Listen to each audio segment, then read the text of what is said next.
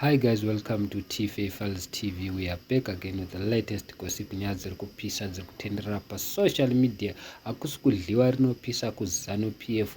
Things are not looking good. My tensions are rising very high. Munongoziva Mega Christopher Mutsvangwa aiva achitaura zvinhu zvakawanda pamusoro paVP Chiwenga. Saka manje VP Chiwenga vazopindurawo nevamwe vavo vachinyomba Christopher Mutsvangwa neZanu PF. Saka kune yaya inonzi hondo yemarudzi kuZanu PF vari kurwa vari ngopesana pesana.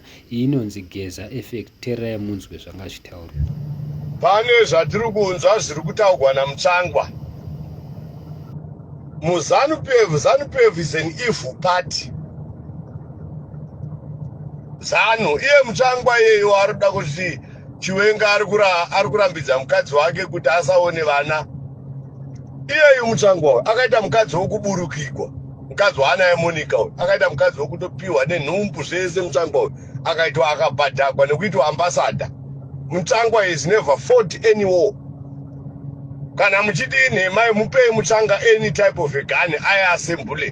Mutsvangwa is never fought any war. Akangoburukirwa mukadzi chete akaitwa ambassador. So he was being moved from one country to another as an ambassador.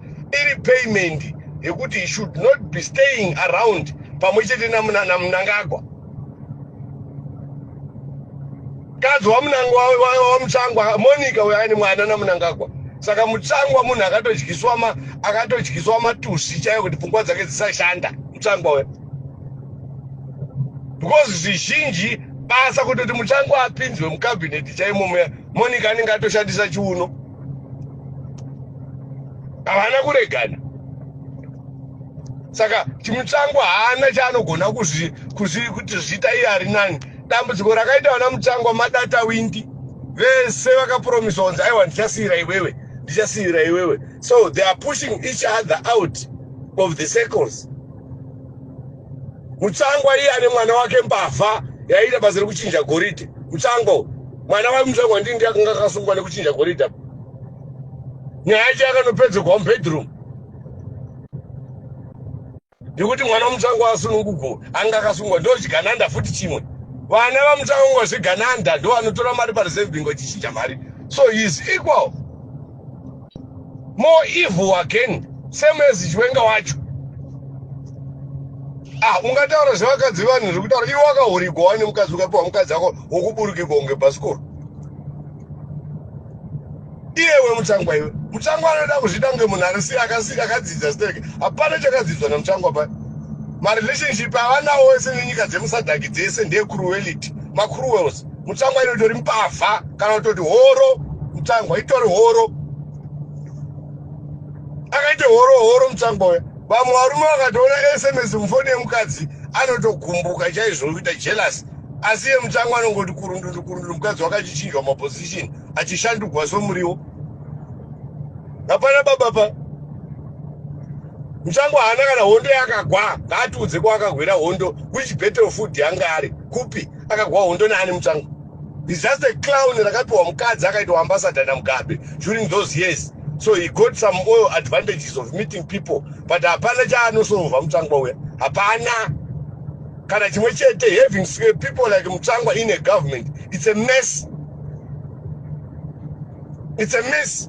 These are the very stupid people. Vanenge vachingokundaidzwa itaura zvinhu zvokuti anotaka akamadoro aita ngamwa matusi.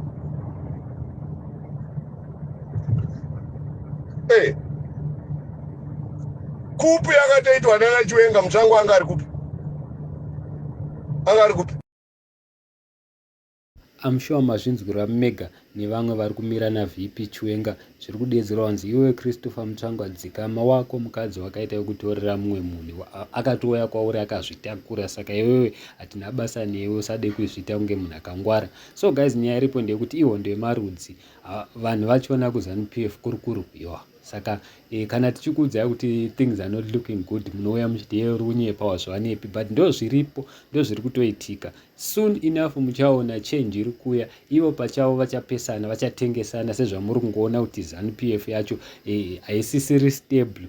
ED has lost all the control kumapurisa, kumasoja, magenerals, zvese zvinhu zvachina zvisi kunyatsofamba zvakanaka. So ndo nyaya iripo guys, inonzi Geza effect. Geza effect akakonzeresa Geza pakangodedzera kuti Idi ngabve pachigaro neZANU-PF team yevarakashita Simon zvekuitika. Signal is coming very soon. Thank you so much.